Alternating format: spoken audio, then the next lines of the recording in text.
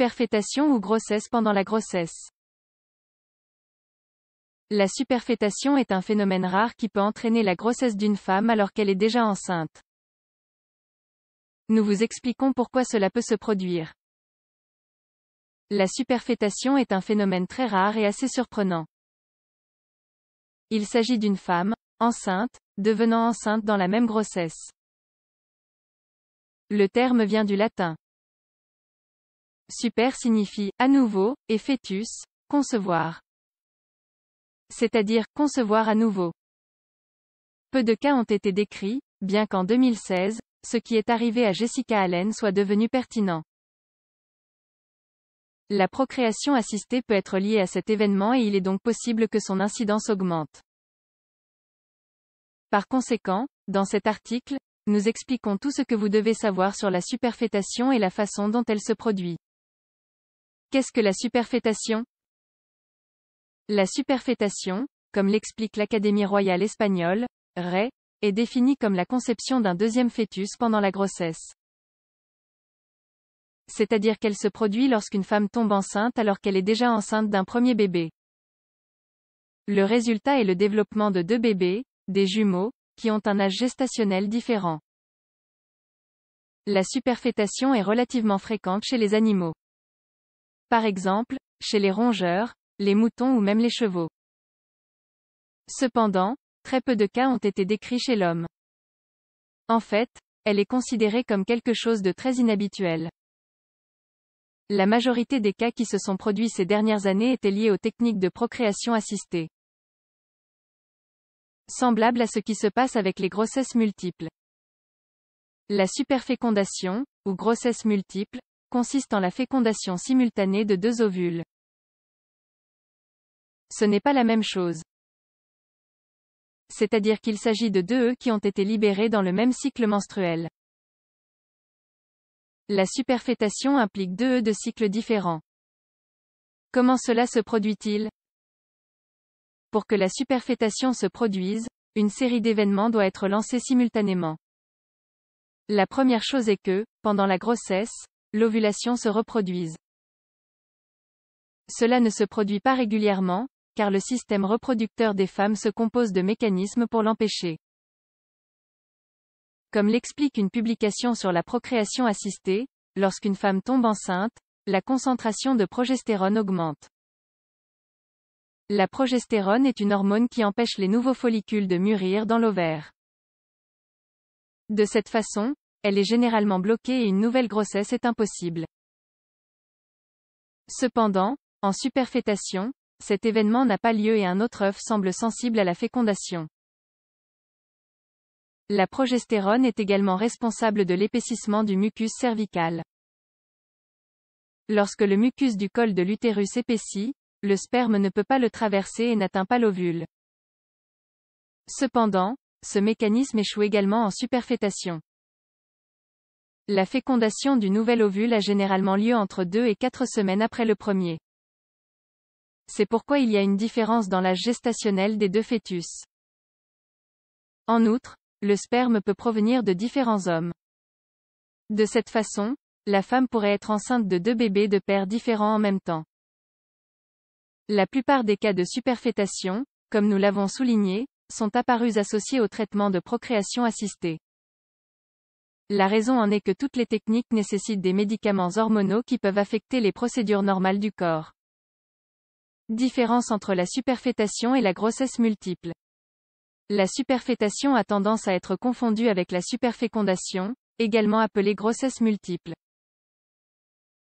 Il est important de ne pas interpréter ces types de grossesse comme les mêmes.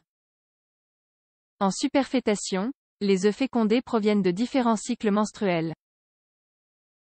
Cependant, en cas de grossesse multiple, les deux œufs sont libérés en même temps. C'est-à-dire qu'ils proviennent du même cycle menstruel. C'est pourquoi, dans les grossesses multiples, il est très difficile pour les pères d'être différents. La superfétation est une gestation multiple asynchrone qui a lieu à différents moments. Comme il y a généralement un espace de 2 à 4 semaines entre les deux, un fœtus sera plus petit que l'autre. Voici la principale raison pour laquelle il ne faut pas la confondre avec une grossesse multiple. Certaines données peuvent aider à différencier les deux phénomènes. En plus de la taille du fœtus, il existe des différences dans le rythme cardiaque et d'autres structures, telles que la longueur crânienne ou la vésicule de Littéline. Comment est-elle détectée? Le diagnostic de superfétation est généralement posé tôt. Il est généralement détecté à l'échographie du premier trimestre, qui est effectuée autour de 12 semaines de gestation. Dans cette échographie, vous pouvez voir la présence de 2 embryons, chacun dans son propre sac et avec son propre placenta. En outre, il y a une différence dans le développement et la taille des deux. Il est fréquent que les grossesses multiples n'aient pas de correspondance entre le poids et la taille des deux bébés. Cependant, en superfétation, des différences peuvent être observées dans le développement des organes. Cela ne se produit généralement pas lors de la superfécondation. L'accouchement est à haut risque. L'accouchement de femmes qui souffrent de superfétation pose plus de risques qu'une naissance d'un bébé unique. Dans les grossesses multiples, elles sont également considérées comme présentant un risque élevé. La raison en est que les deux fœtus naissent en même temps, que vous choisissiez la voie vaginale ou par césarienne. Pour un accouchement vaginal, les deux bébés doivent être placés dans une position appropriée. Le poids qu'ils ont et leur taille influencent également. Il faut garder à l'esprit qu'en superfétation, il y a une différence d'âge gestationnel, ce qui complique la procédure.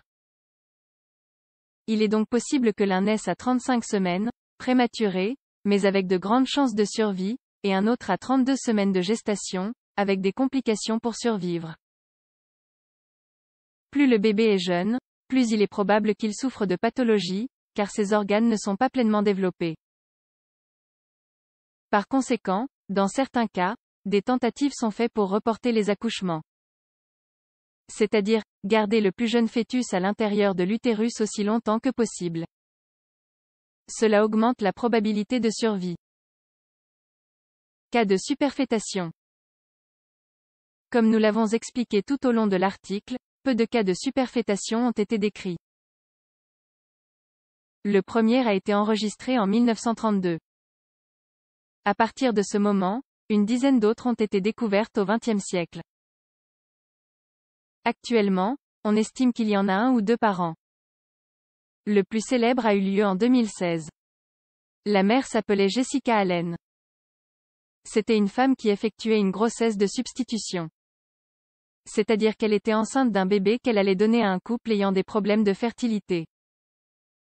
Pendant cette grossesse, Jessica est tombée enceinte d'un autre homme, son mari. Elle a ainsi donné naissance à 2 bébés qui étaient biologiquement différents. Cela a généré des controverses éthiques et même des réflexions sur les implications juridiques. La superfétation est très rare. La superfétation est un phénomène qui consiste à ce qu'une femme tombe enceinte alors qu'elle est déjà enceinte. La raison pour laquelle cela se produit est une altération hormonale. Par conséquent, les ovules fertilisables sont produits à nouveau malgré la grossesse d'un bébé. Le résultat est 2 bébés jumeaux qui ont un âge gestationnel différent. C'est une situation très rare, mais il est important de la différencier de la grossesse multiple habituelle. Cependant, les deux comportent des risques. Par conséquent, il est important que ce type de situation soit strictement suivi par un spécialiste.